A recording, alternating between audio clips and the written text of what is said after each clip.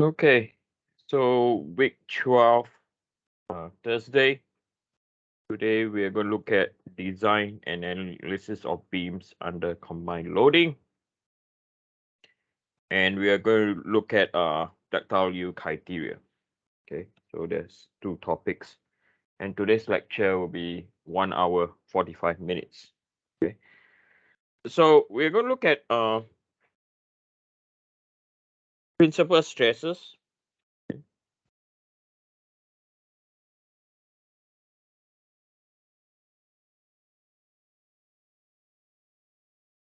In beams. Now we're talking about beams now, okay?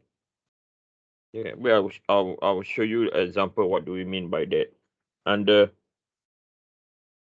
combined loading. Okay. So we're going to look at an example on what do I mean by beams. Okay.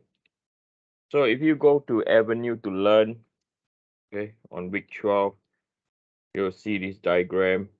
Okay, if you can get this diagram on Avenue to Learn. So we have a structure, okay, under evenly distributed load from point A to point C of 50 kilonewtons per meter.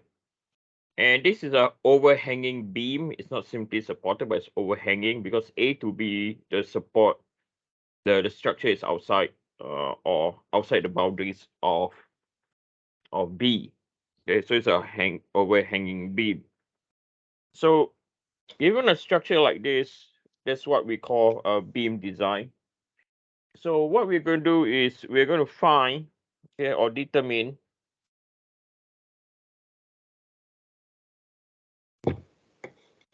the maximum principal stresses acting on the beam.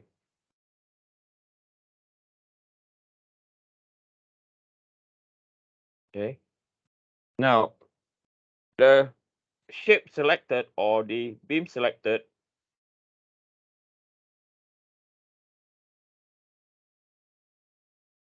was W250 by 28.4.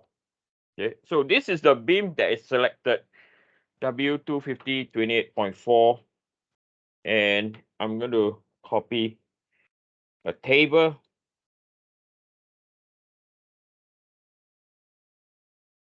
Okay. So what do we mean by W 250 28.4? So on this table,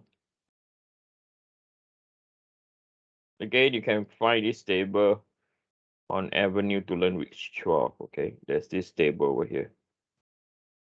So this is the table that we have information of the beam. This is a W240 28.4.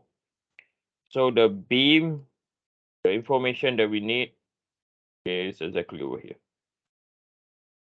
Okay. And you have seen this sort of table before. I think when we did combined loading, 3D combined loading, you have seen this table before.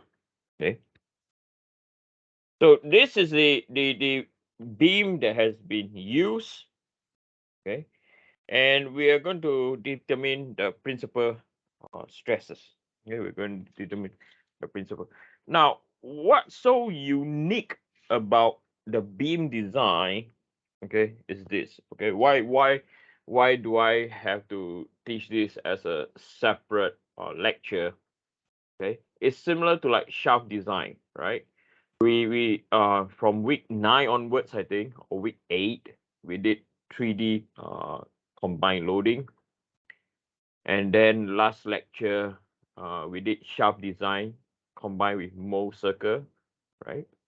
And same thing for this, we're also going to do combined loading, but this is only shear force and bending moment. Okay. So if we were to look at the cross section of the shaft or of the beam, sorry.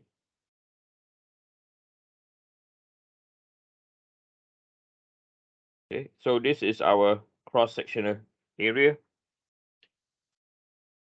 So if we were to follow or if you look at the transformation over here, this is the cross sectional area.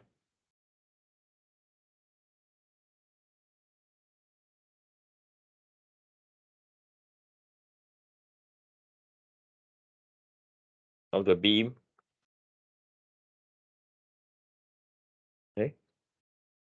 So a very interesting feature is this. Okay, so like I mentioned earlier, okay, the beam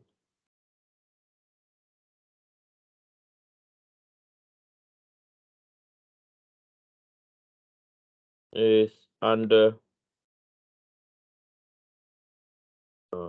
shear force and bending moment loading condition, okay, for beam design. Now, a very interesting feature is this. Okay, if we were to look at the normal stress distribution, if we look at the normal stress distribution, if we look at the normal stress distribution, right, we will realize that let me try to get this to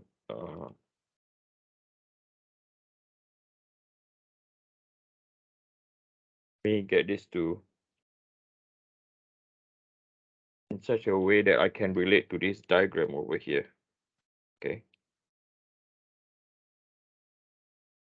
So this diagram, the axis over here is the centroid. Right. And then I'm going to put in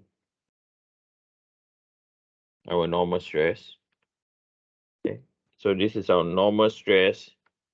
This is our distance in terms of y. Okay, as you can see over there. And we have our limits due to geometry.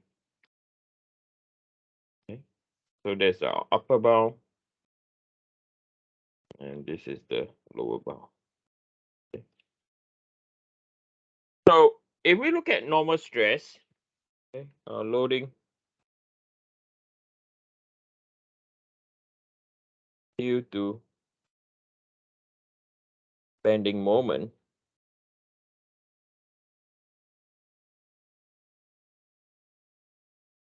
which will generate a normal stress, right? The formula we're going to apply is stress is equal to moment my over I. What we realize is we are going to have this sort of distribution. Okay, this is just a sketch. Okay, we have this sort of distribution. So you have compression at the top, and you have tensile at the bottom. Okay. And then if we look at the shearing stress distribution,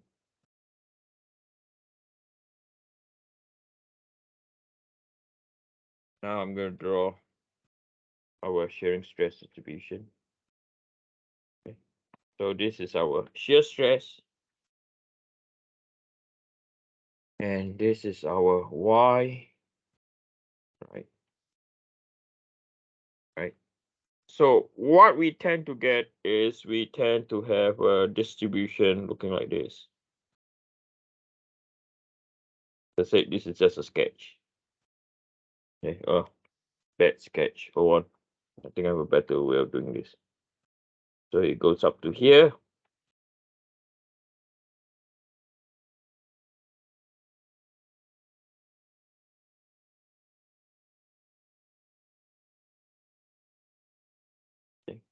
So this is the shear stress distribution. Okay. So what I want to identify over here is furthest away from the centroid, this is your tau max, or your negative tau max, and this is your positive tau max. And for the shear, right, the shear stress maximum is at the centroid. Okay. So where is the location, or if you look at the cross section of this beam, right, where is failure going to occur? Right? Where is failure going to occur? Right? So what is contradicting away, or what is not similar? Let me write down other things. This is loading due to shear force. And the shear stress, the general formula is VQ over IT, right?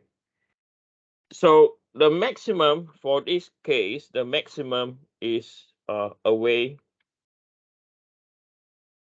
from centroid,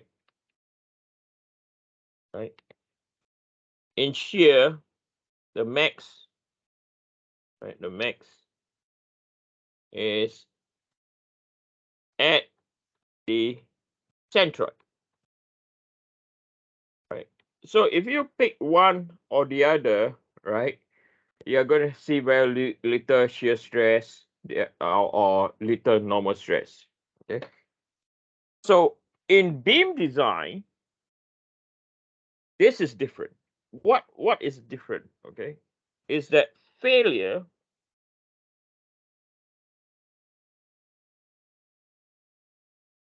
will occur, okay, at the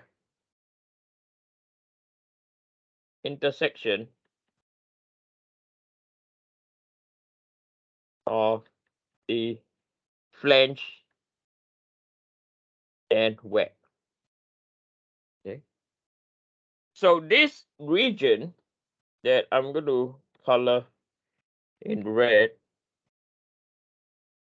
okay, is where failure will occur. Okay, and why is it at that region? Is so why is it at that region? Because of stress concentration induced by the fillet radius. For that simple reason, okay. So for this course, okay, we are only going to determine the maximum stress, normal stress, or the normal and shearing stress distribution. I will not teach, okay, or we are in this course. I'm not going to teach you what is the stress concentration factor. Okay, so details of the stress concentration factor will be taught in 3E05, which is the next course from here. Okay, so the stress concentration factor, again, I'm just going to do very briefly about it. The stress concentration factor